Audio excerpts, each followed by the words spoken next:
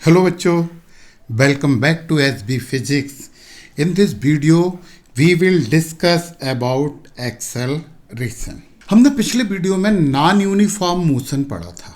Non uniform motion में हमने देखा था कि किसी भी बॉडी की अनइक्वल डिस्टेंस या displacement table in equal interval of time, यानी हर सेकंड में, हर मिनट में या हर आवर में उसकी स्पीड या वेलोसिटी चेंज हो रही है। और पता है बच्चों, जो ये चेंज करता है उसी को तो एक्सेलरेशन बोलते हैं। जो किसी भी बॉडी की स्पीड को या वेलोसिटी को चेंज करता है उसी को एक्सेलरेशन बोलते हैं।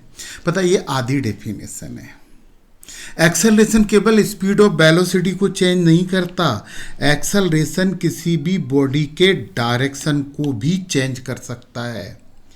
तो जिस बॉडी में ये स्पीड या वेलोसिटी चेंज हो रही होती है, उस बॉडी के वेलोसिटी या स्पीड को हम एक्सेलरेटेड वेलोसिटी और स्पीड बोलते हैं। पता है, जिस बॉडी का डायरेक्शन चेंज हो रहा हो विथ रिस्पेक्ट टू टाइम, वो भी एक्सेलरेटेड मोशन ही होती है। यहाँ पे हम स्पीड और वेलोसिटी की जगह मोशन वर्ड यूज कर सकते हैं, क्योंकि मोशन में स्पीड और वेलोसिटी दोनों आ जाती हैं। तो एक्सेलरेशन, एक एग्जाम्पल देखें। आपने एक बाल को रोल किया स्लोप पे, आप देखना उसकी speed with respect to time बढ़ती जाएगी। अरे कौन है जो उसकी स्पीड बढ़ा रहा है? अरे यही तो है अपना वो एक्सेलरेशन। तो एक्सेलरेशन ही इस बॉडी की स्पीड बढ़ाता है या कम करता है।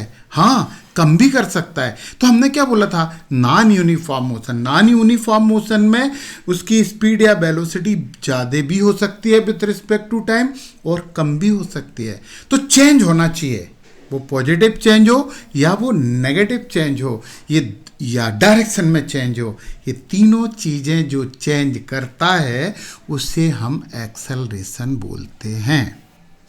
अच्छा, ये आप आगे की क्लास में पढ़ना 11-12 में कि एक्सेलरेशन को जन्म देता है एक्सटर्नल फोर्स। जब वो आपने बाल को रोल किया था ना स्लोप पे, उसकी स्पीड बढ़ी थी, वो ग्रेविटेशनल फोर्स था। समझे आप? तो जब तक फोर्स नहीं लगेगा, जब तक एक्सेलरेशन नहीं आएगा। The rate of change in velocity with respect to time is called acceleration. देखिए, आप वेलोसिटी और स्पीड में तो कंफ्यूज होना ही मत। जब motion in one dimension straight line होती है तो वेलोसिटी और स्पीड एक ही चीज हो जाती है। इनिशियल वेलोसिटी जो लेंगे वो u लिखेंगे और फाइनल वेलोसिटी को v लिखेंगे। Rate of change of velocity of a moving body with respect to time is called acceleration.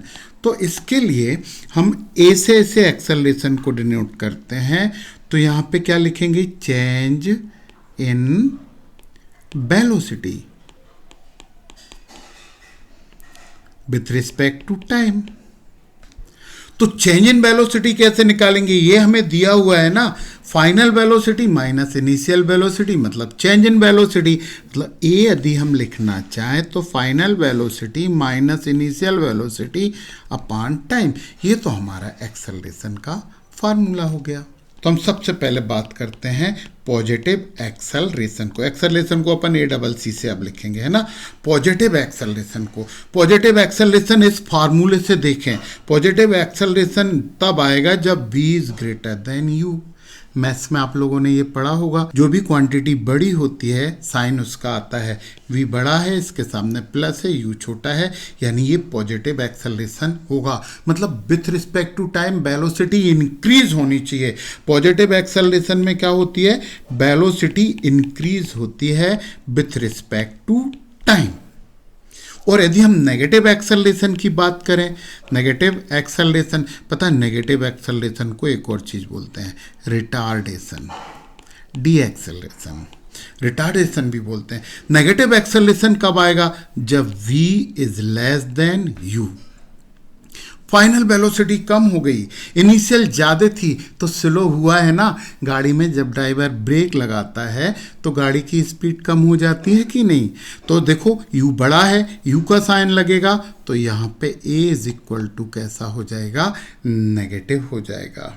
तो दो तरह के एक्सेलरेशन आपने अभी अल देखे, एक पॉजिटिव एक्सेलरेशन मतलब विथ रिस्पेक्ट टू टाइम किसी भी बॉडी की वेलोसिटी या स्पीड बढ़ रही होगी तो उसे पॉजिटिव एक्सेलरेशन बोलते हैं। जब आप गाड़ी स्टार्ट करके चलाना शुरू करते हो तो विथ रिस्पेक्ट टू टाइम आप स्पीड बढ़ाते हो, तो आपका एक्सेलरेशन जो उसमें आ रहा है वो पॉजिटिव एक्सेलरेशन होगा। परंतु जब आपको गाड़ी कहीं रोकनी होती है तो फिर आप ब्रेक लगाते हो, ब्रेक लगाते हो तो धीरे धीरे धीरे धीरे स्पीड कम होती जाती है और उस एक्सेलरेशन को हम नेगेटिव एक्सेलरेशन कहते हैं। इस एक्सेलरेशन को हम एक तरीके से और लिख सकते हैं, देखो acceleration is equal to del v upon del T.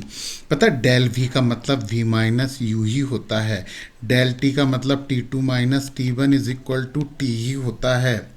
तो जब भी नॉन यूनिफॉर्म मोशन होता है तो वो क्या बोलेंगे, एक्सेलरेटेड मोशन बोलेंगे। स्पीड बढ़ती है तो भी एक्सेलरेटेड होगा, स्पीड कम होती है तो भी एक्सेलरेटेड होगा। परंतु अब ये बात आपको बहुत अच्छे से पता हो गई है कि स्पीड यदि बढ़ेगी तो पॉजिटिव एक्सेलरेशन होगा और स्पीड यदि कम होगी तो नेगेटिव एक्सेलरेशन होगा।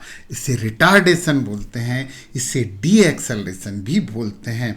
अब एक्सेलरेशन को और भी दो टाइप में क्लासिफाई किया है, चलिए वो टाइप भी हम देख लेते हैं। एक होता है यूनिफॉर्म एक्सेलरेशन, मतलब किसी बॉडी की स्पीड या वेलोसिटी इक्वल टाइम में इक्वल अमाउंट में चेंज हो। The acceleration of a body is said to be uniform when velocity of the body moving along a straight line changes by equal amount and equal interval of time। आपने ये चीज़ पे ध्यान दिया, straight line, क्योंकि यदि वो अपनी direction change करता है तो भी एक्सेलरेटेड हो जाता है, तो वो कभी भी यूनिफॉर्म नहीं होगा। तो यूनिफॉर्म एक्सेलरेशन के लिए वो स्ट्रेट लाइन में टेबल कर रहा है तो स्ट्रेट लाइन में ही टेबल करते रहना है, और जो इक्वल अमाउंट उसका चेंज होगा स्पीड में या वेलोसिटी में तो वो यूनिफॉर्म एक्सेलरेशन होगा। सोचिए सोचिए क्या एग्जाम्पल हो सकते हैं इसके। आप ऊपर से हाथ में कोई सी भी बॉडी हाथ में लेके छत पे खड़े होके नीचे गिरा दीजिए, एक यूनिफॉर्म एक्सेलरेशन 9.8 मीटर पर सेकंड स्क्वायर से वो गिरेगा नीचे, ये ग्रेविटेशनल एक्सेलरेशन होता है। कोई भी body falling freely under the action of gravity तो फिर उसका एक्सेलरेशन यूनिफॉर्म एक्सेलरेशन होता है। आपने एक स्मूथ इंक्लाइंड प्लेन पे यदि बाल को रोल किया है तो उसकी स्पीड या वेलोसिटी बढ़ेगी, वो भी यूनिफॉर्म एक्सेलरेशन होता है। नॉन यूनिफॉर्म क्या होगा, किसी भी टाइम कुछ भी चेंज होता रहे, कभी 2 मीटर पर सेकंड हो जाए तो कभी 3 मीटर पर सेकंड हो जाए, तो इसे नॉन यूनिफॉर्म एक्सेलरेशन बोलते हैं, also known as variable acceleration. तो एक्सेलरेशन मतलब the rate of change in velocity with respect to time is called acceleration. बताइए वेलोसिटी बढ़ेगी और कम होगी, हाँ दोनों में एक्सेलरेशन होगा। बढ़ेगी तो positive acceleration, with respect to time कम होगी तो नेगेटिव एक्सेलरेशन होगा। फिर यूनिफॉर्म, इक्वल अमाउंट चेंज होगा हर टाइम में, every second, every minute, every hour equal change होगा तो वो यूनिफॉर्म एक्सेलरेशन होगा। और कुछ भी चेंज होगा, अनइक्वल चेंज होगा तो नॉन यूनिफॉर्म एक्सेलरेशन होगा। तो हमने एक्सेलरेशन का यहाँ पे फार्मूला किया था, acceleration A change in velocity, मतलब ऊपर हमने क्या लिखा था, change in velocity upon time. आपको याद है वेलोसिटी की यूनिट क्या होती है, मीटर पर सेकेंड, और टाइम की यूनिट क्या होती है, सेकेंड। तो ये सेकेंड का सेकेंड में इनटू हो जाएगा तो हमारे पास unit of acceleration is equal to metre per second square हो जाएगी। अच्छा, एक्सेलरेशन वेक्टर हो गया स्केलर। सोचिए सोचिए सोचिए सोचिए, फिक्स डायरेक्शन में चेंज करता है तो acceleration is a vector quantity.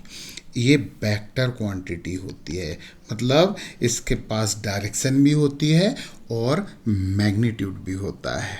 चलिए कुछ न्यूमेरिकल करते हैं एक्सेलरेशन के, तो इसमें मास्टरी हो जाएगा, because numerical is the application of knowledge. Acceleration आपने समझा है तो अब उस नॉलेज का हमें एप्लीकेशन करना है।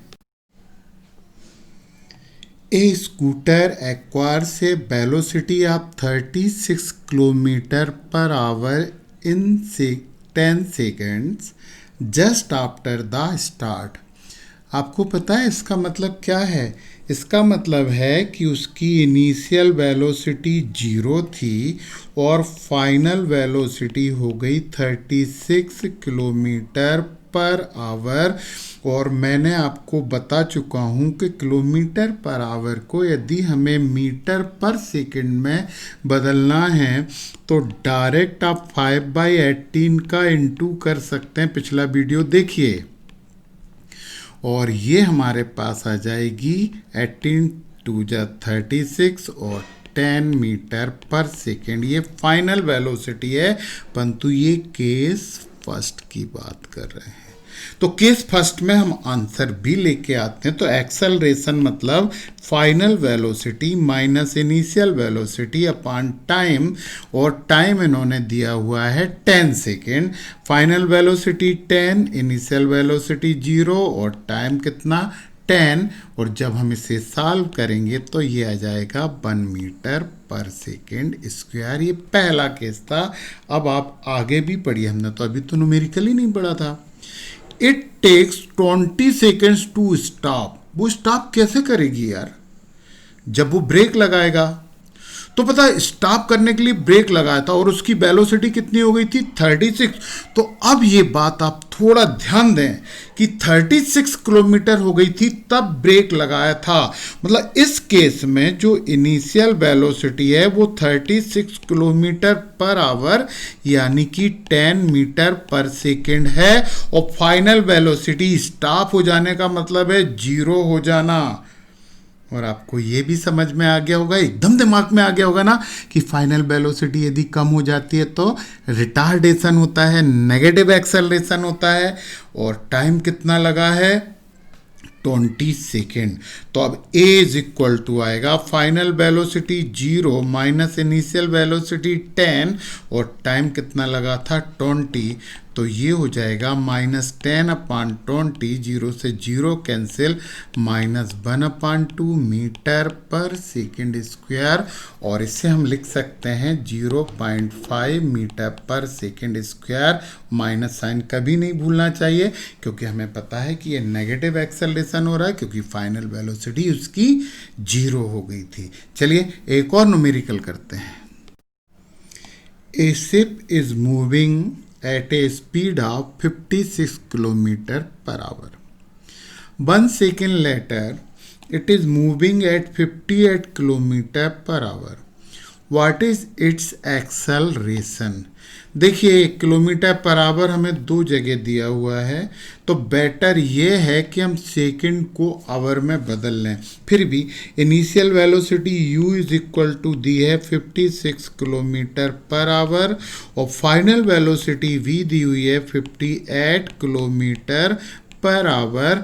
और टाइम जो दिया हुआ है, टाइम दिया हुआ है 1 सेकेंड, और 1 सेकेंड को यदि हम मिनट में बदलते हैं तो 1/60 मिनट हो जाता है क्योंकि 1 मिनट में 60 सेकेंड होते हैं। और मिनट को यदि आवर में बदलें तो 1/60 इंटू 60 आवर हो जाता है। 1/60 इंटू 60 आवर हो जाता है, मतलब 160 का इसमें और इंटू करना पड़ेगा, तो ये हमारे आवर में बदल गया टाइम। तो ठीक है भाई, चलिए A is equal to final velocity minus initial velocity upon time. Final velocity कितनी थी 58, इनिशियल वेलोसिटी थी 56 और टाइम कितना हो गया 1/60 इंटू 60 आवर। मतलब ये जो आंसर आएगा वो किलोमीटर पर आवर में आएगा। 58 माइनस ये तो 2 होंगे और पता है ये हो जाएगा 1/3600, ये ऊपर चले जाएंगे तो 7200 किलोमीटर पर आवर स्क्वायर होता है। तो ये बात थी एक्सेलरेशन की। अब आपके दिमाग में एक क्वेश्चन फिर आ रहा होगा कि एक्सेलरेशन डायरेक्शन कैसे चेंज करता है। पता जब भी कोई सर्कुलर मोशन होती है, यूनिफॉर्म सर्कुलर मोशन होती है, तो एक सर्किल में वो बॉडी मूव होती है तो उस सर्किल में मूव करने का जो मेन फैक्टर होता है उसे एक्सेलरेशन बोलते हैं। और 11th क्लास में आप उसे सेंट्रीपेटल एक्सेलरेशन बोलोगे। अभी तो नहीं, अभी तो हम इंतजार करेंगे उतने टाइम का। अभी तो यहाँ पे NTSC और 9 दोनों कवर हो रहे हैं, उसकी हमें यहाँ पे बिल्कुल भी ज़रूरत नहीं है। तो ये आप लोगों ने एक्सेलरेशन समझा। वीडियो कैसा लगा नीचे कमेंट बॉक्स में ज़रूर बताइए। लाइक करिए, सब्सक्राइब करिए, कमेंट करिए। Best of luck.